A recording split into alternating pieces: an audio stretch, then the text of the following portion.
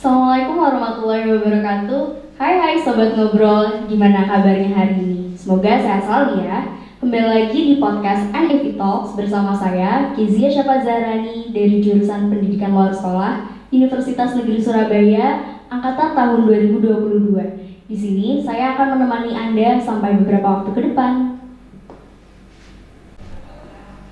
Oke, di sini kita sudah kedatangan 2 bintang tamu kebanggaan kita dari mahasiswa program rekognisi pembelajaran lampau. Pada Bapak Ibu mungkin silakan masuk, monggo, silakan duduk.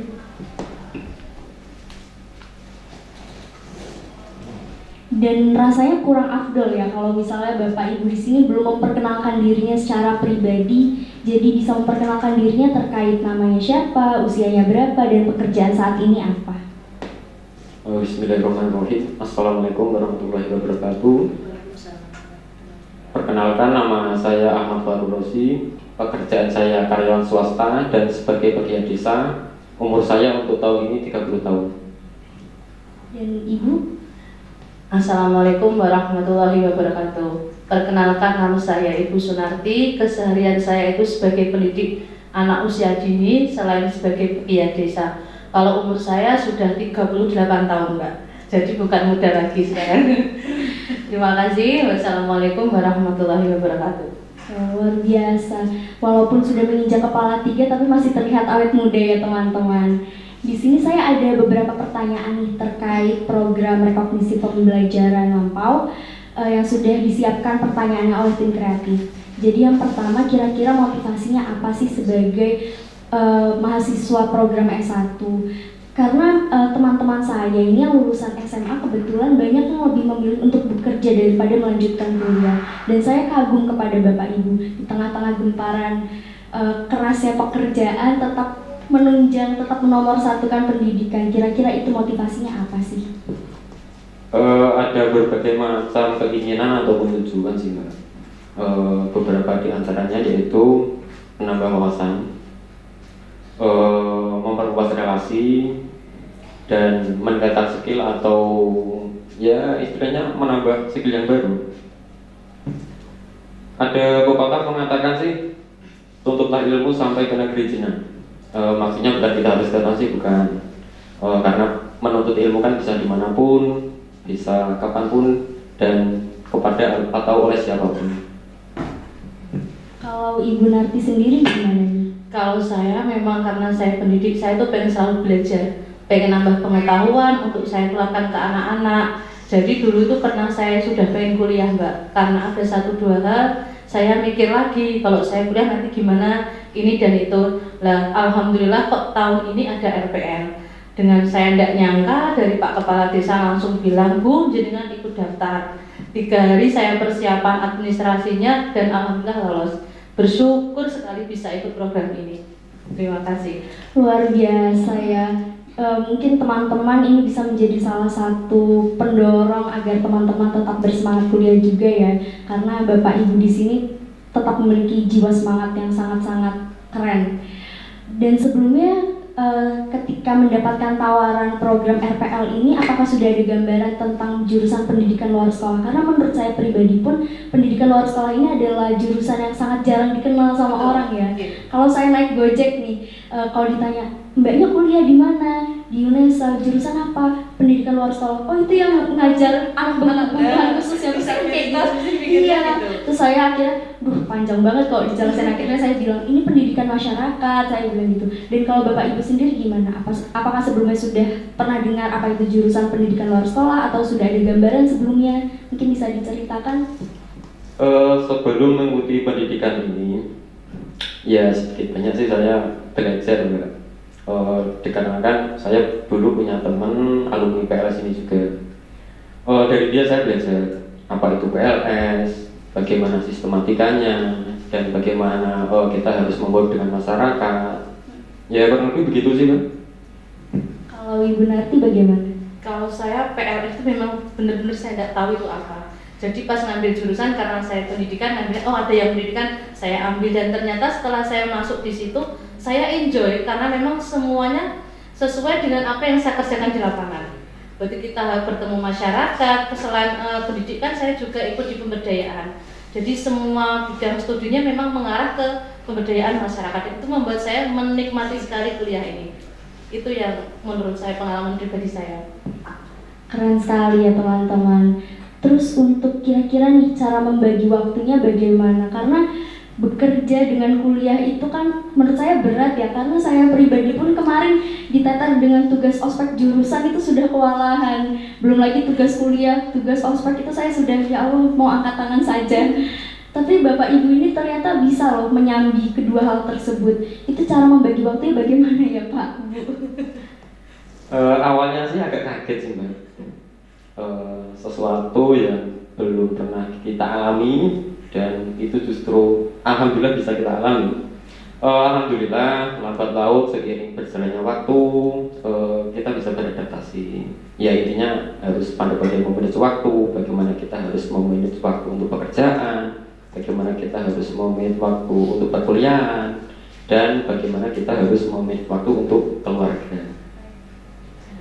Ibu Narti gimana nih? Kalau saya jangan ditanya Mbak gimana repotnya.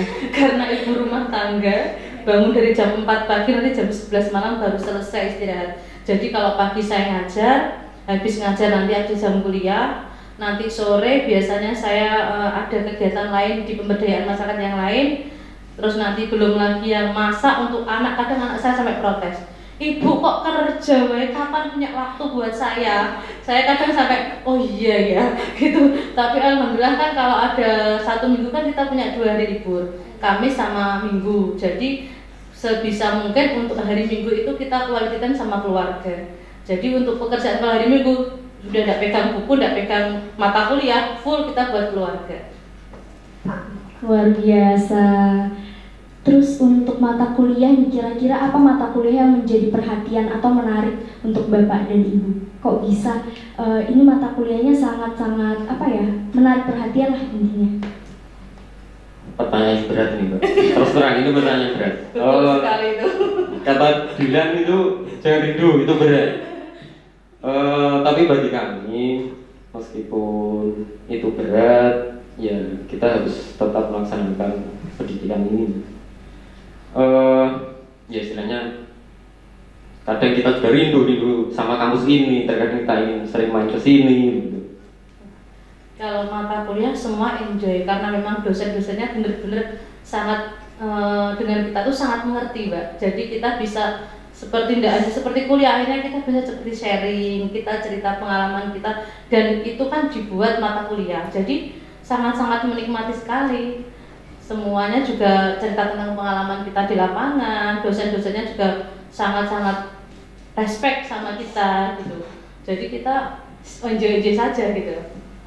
Berat. Ya semua terkait mata kuliah semuanya sih menarik tanpa terkecuali. Kecuali tugas ya Mas. Oh ada tugas juga berarti ya? Waduh, Itu yang berat Mbak. Aduh. Saya kira kalau RPL cuma kuliah terus. Yes, tugasnya wow. Setiap mata kuliah ada 1 tugas. Dan itu dengan berbarengan dengan pekerjaan kita sama-sama deadline-nya. Itu yang berat itu di situ. Kalau kuliah enjoy, tapi kalau kerjakan tugas berat, Mbak. Berarti ada deadline-nya juga. Sama aja. Nggak bisa toleransi deadline-nya. Ada, karena memang kita kan luar biasa ya. Jadi pinter-pinternya kita ngerayu dosen aja. Gimana caranya biar waktunya Saya kira hanya angkatan saya yang suka merayu dosen. Ternyata Bapak dan Ibu ini juga suka merayu ya. Oke, jadi untuk selanjutnya nih, targetnya apa nih ketika menjalani perkuliahan? cepet lulus. Targetnya sih targetnya otomatis apa istilahnya berprestasi dalam akademik dan berprestasi dalam kehidupan. Bijaksana sekali Mas Yazid. Kalau saya harus cepat lulus Mbak, karena pekerjaan lain sudah menanti. Jadi pengennya cepat lulus, cepat skripsinya selesai, dan biar bebannya itu hilang. Kita doakan sama-sama untuk Ibu Narti dan Bapak Rozi semoga cepat lulus, semoga mendapat lulusan terbaik gitu ya. Amin. Oke, dan harapan kedepannya nih setelah menjalani perkuliahan ini apa? Ini perlu saya jawab jujur atau saya jawab bohongan ini Pak? Dua-duanya boleh. Harapannya sih begini Mbak, semoga ilmu yang kita dapat bisa bermanfaat untuk orang lain dan bisa berguna untuk bangsa dan berguna untuk negara. Dan semoga saja Mbak, jika suatu saat nanti keberuntungan menghampiri, ya semoga saja suatu saat bisa menjadi anggota dewan lah Mbak. Uish, amin.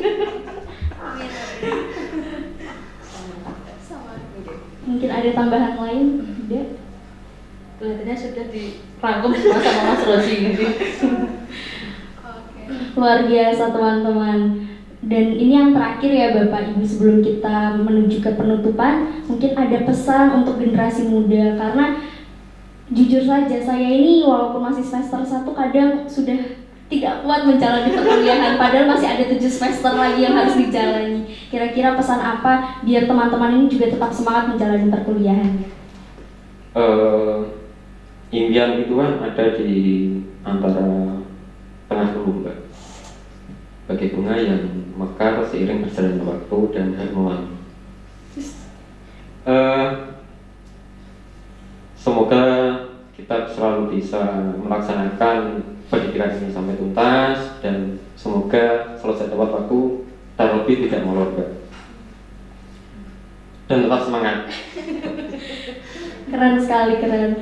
Ibu Narti mungkin ada yang ingin disampaikan pesan? Kalau pesan saya, karena saya sudah ibu-ibu nggih, semoga nanti generasi muda itu tetap belajar dan belajar. Kalau memang merasa berat, nikmati. Kalau capek, healing saja Mbak. Jangan dibuat stres, nanti akhirnya kan down. Tetap dinikmati, dicari selanya. Kalau memang capek ya istirahat sejenak. Tapi tetap harus belajar dan belajar. Karena kita yang tua saja mau belajar, apalagi yang muda.